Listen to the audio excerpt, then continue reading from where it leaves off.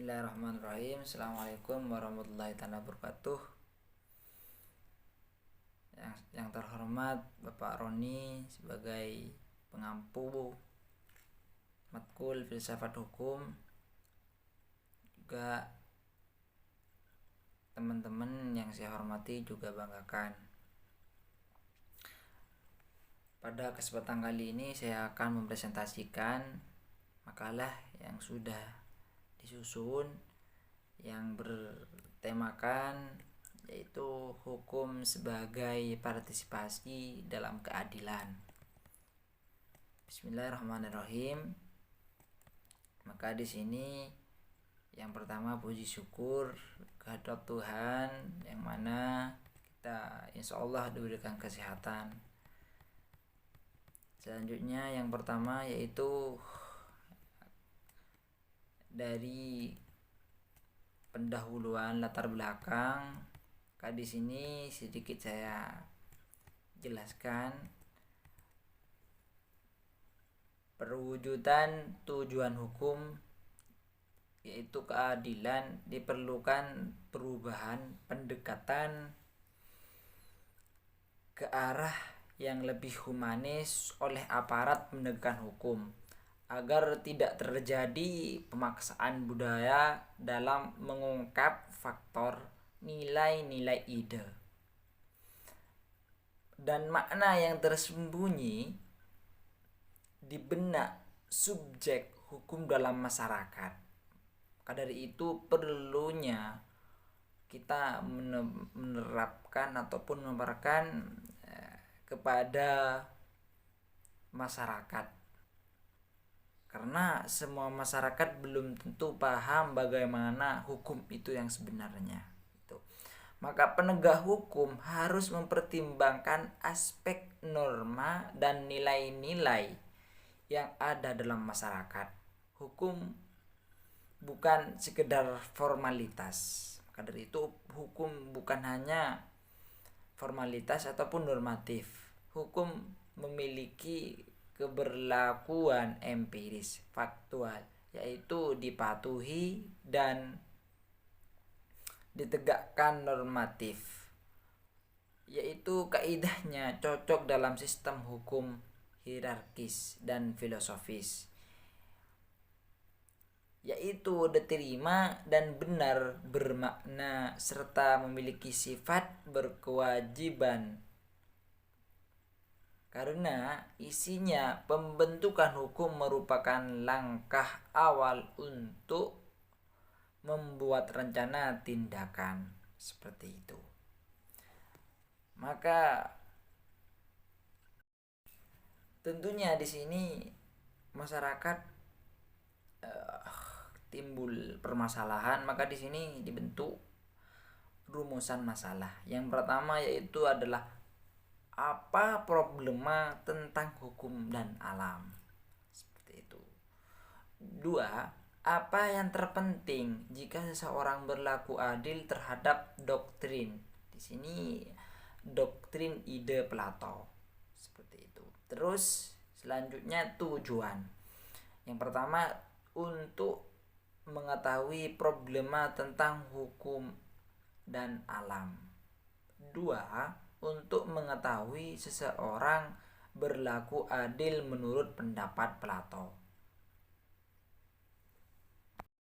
Bab kedua yaitu pembahasan hukum keadilan menurut Plato.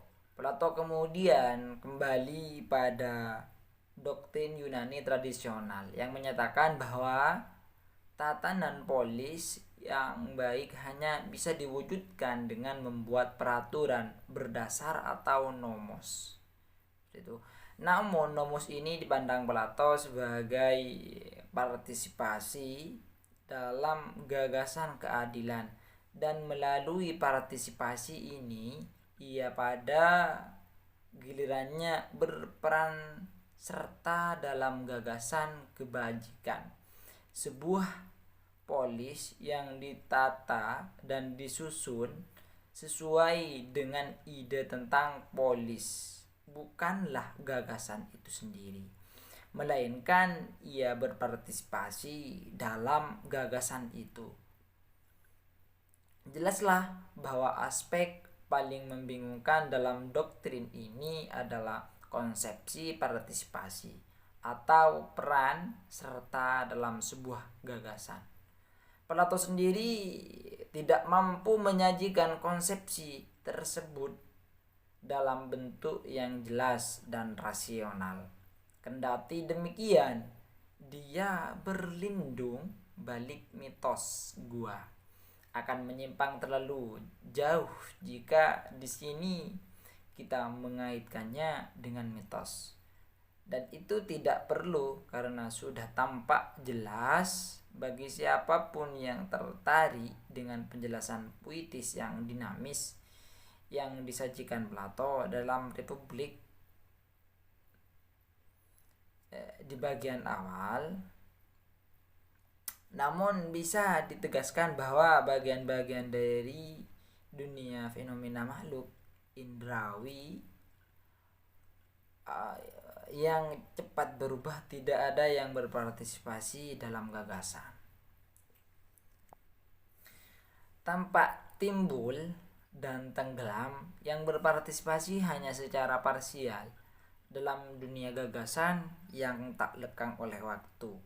Sebuah konsepsi yang berbeda jauh dari konsepsi hukum alam dalam idealisme modern, di mana cita-cita keadilan sebagai norma yang lebih sempurna dihadapkan dengan hukum positif.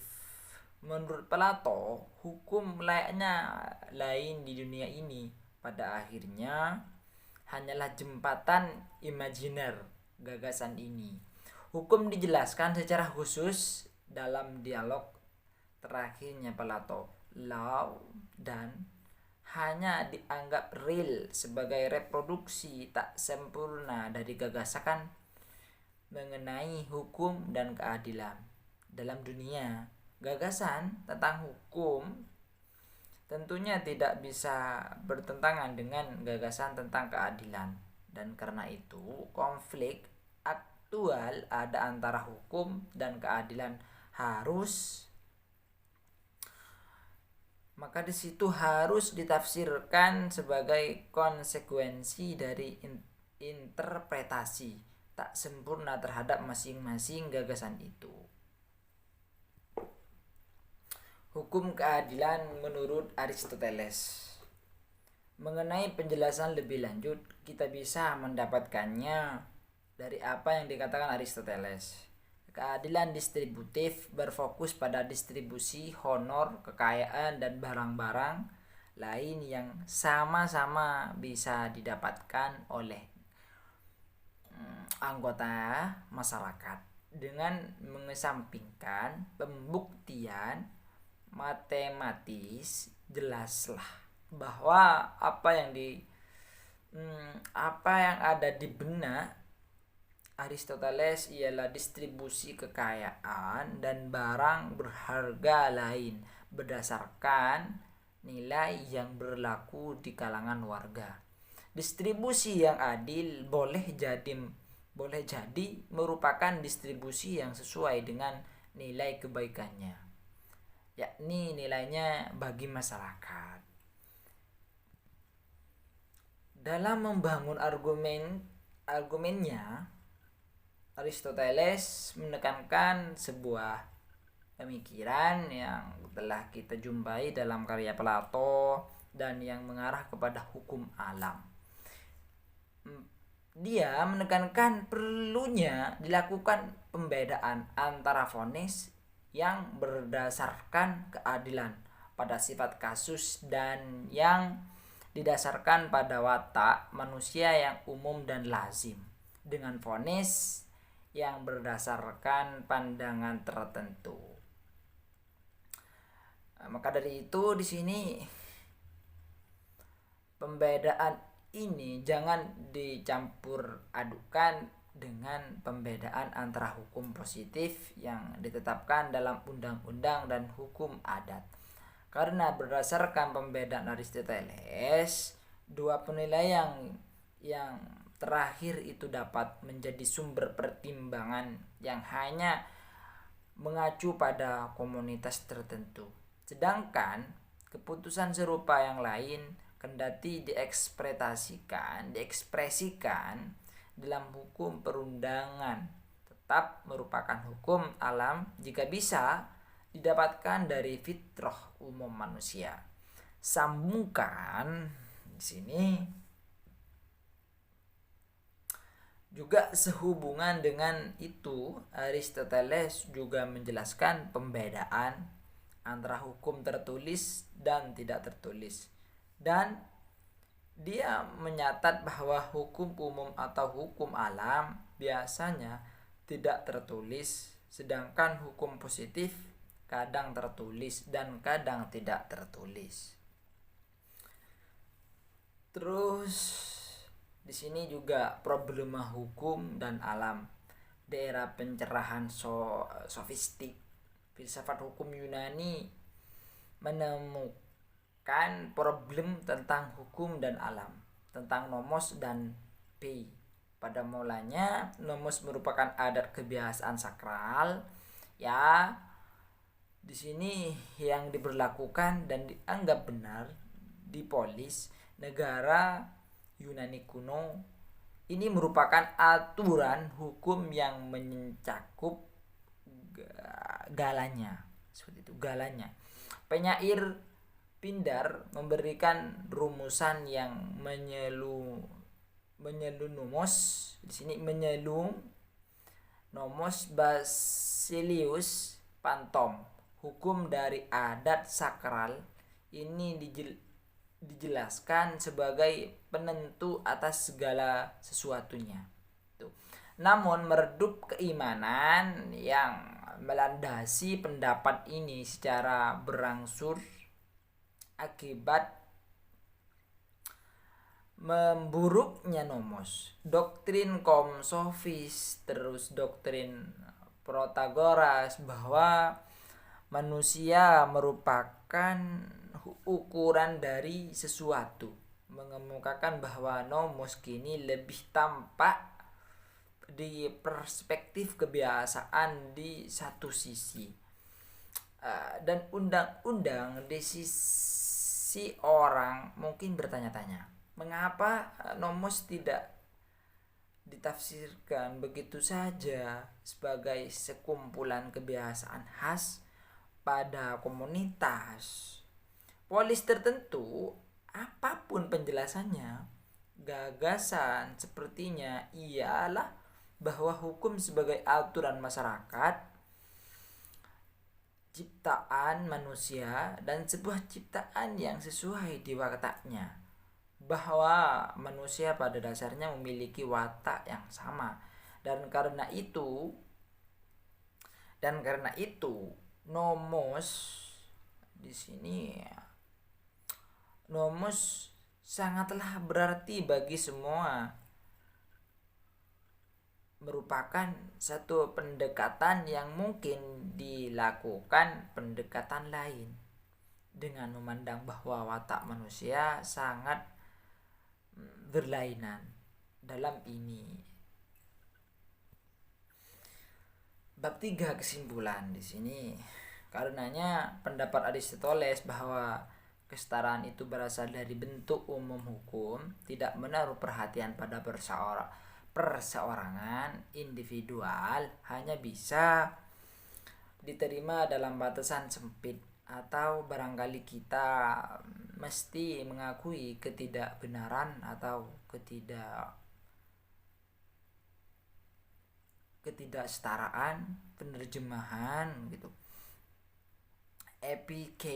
Epikeinya Aristoteles sebagai kesetaraan, seperti itu.